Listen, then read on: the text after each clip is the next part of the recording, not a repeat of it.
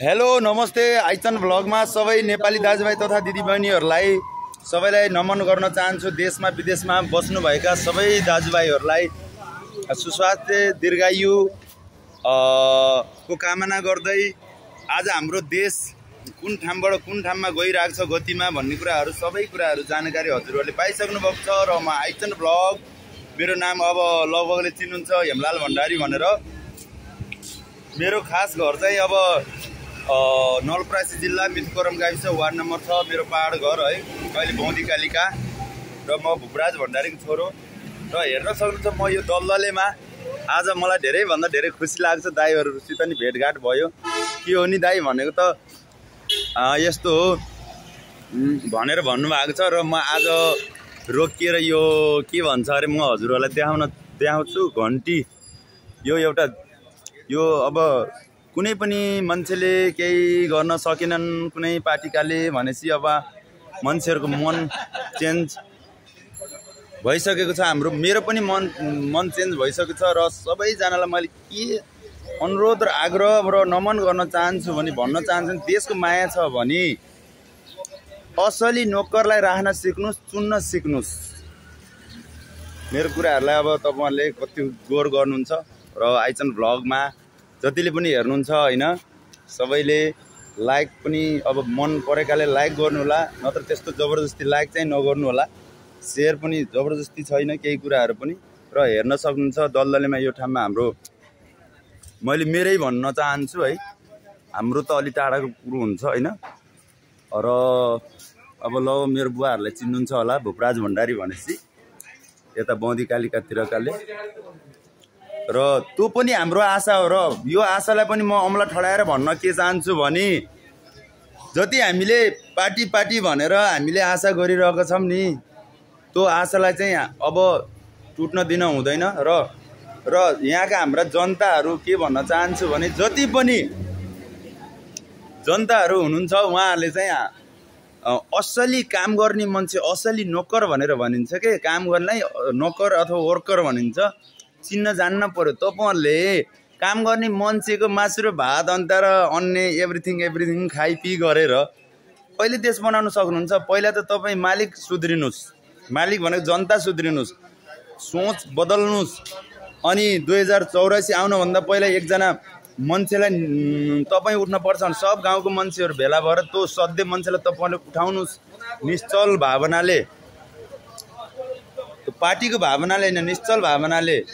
र म त्यही आग्रह गर्न चाहन्छु, हाम्रो देश रहे पो हामी रहन्छौँ। हाम्रो बुढा पुरानाले भन्दै हुनुहुन्थ्यो कि अलि अस्ति मलाई, बाबु भन्दा हजुर भनी मैले। हाम्रो बाबु नानी छोराछोरीहरू जान्छन् नि बाबु खाडीमा, यहाँका नेताले त केही गरेनन्। यहाँ त पैसा छ नि हाम्रै देशको जङ्गलको झाडीमा। हाम्रो देश त यति गरिब भइसक्यो किन भनेर भन्दाखेरि मैले पनि भने धनी त हाम्रो वर्ल्डमा 2 नम्बरमा पर्ने देश हो है। पानीको स्रोतहरू, आयुर्वेदिकका स्रोतहरूबाट लिएर सबै कुराहरू।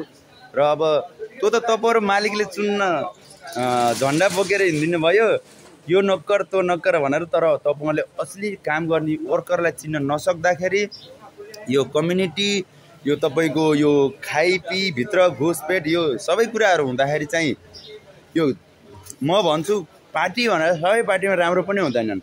तर त्यो भित्र पनि तपाईँहरूले गाउँको मान्छेले चुन्न सक्नु पर्यो कि। म कहिले पनि यो भन्छु, चिफ्लोमा नहिँड्नु होला, खस्रोमा हिँड्नु। खस्रोले धान्छ, चिफ्लोले चिप्लाइदिन्छ। झन्डा पनि देखाउनु है। ल हाम्रो अब यहाँ दाइहरू पनि हुनुहुन्छ, म यसो झलक पनि देखाइदिउँ हजुरहरूलाई, देखाएको छैन अहिलेसम्म। र थ्याङ्क यू सो मच भन्न चाहन्छु हाम्रो दाइहरूलाई है। मेरो दाइहरू हो। आइचनको दाइ भनेको त अब थाहा छ हजुरहरूलाई, मेरो सेकेन्ड बा हुनुहुन्छ उहाँ है। अरू त मेरो दाइहरू हो। म भिडियो दाइ नमस्ते, हाम्रो दाइहरू सबजना, हाम्रो भिनाजु।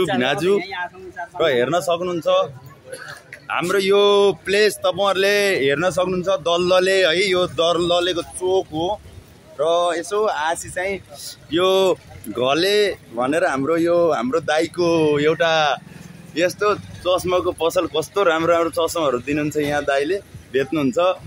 र यो अफिस यो उसबाट चाहिँ हेर्न सक्नुहुन्छ यो बाटो हो र यो अफिस कार्यालय घन्टीको अरे र हेर्न सक्नुहुन्छ हामी अहिले फाइनली यो हामी सिडी चढिसकेका छौँ घन्टीको सिडी घन्टीको सिडी भने चाहिँ तपाईँलाई अचम्म लाग्ला है तर अचम्म मान्नु पर्दैन। अब यो जति जति माथिबाट दबाब भइरहेको छ त्यति त्यति बिरुवाहरू उम्रिरहेको छ त्यो कुराहरू कति विज्ञ हुनुहुन्छ हाम्रो नेताज्यूहरू। तर बिउ सानो छ तैपनि हामी आशा गर्छौँ कि यो बिउलाई ठुलो हामीले रुख बनाउने छौँ भनेर बनाउँछौँ पक्कै बन्छ। र हाम्रो सब दाइहरू हुनुहुन्छ है पार्टी मात्र चेन्ज नगरिदिनुहोस् मन पनि चेन्ज गरिदिनुहोस् भन्न चाहन्छु सबैलाई। म त यहीँ पनि अमला उठाउने मान्छे हो। हेर्न सक्नुहुन्छ नेपालको झन्डा जसरी फहराएको छ त्यसरी नै अब एकचोटिलाई हामीले यो झन्डाको लागि पनि सोचौँ र देशमा विदेशमा रहनुभएका सबैजनालाई फेरि पनि म नमन गर्न चाहन्छु र मेरो भिडियोहरू लाइक गरिदिनु होला, सेयर मैले जानेको मैले गरिरहेको छु। Thank you so much. मन परे लाइक गर्नु होला, सेयर पनि गरिदिनु होला। Thank you.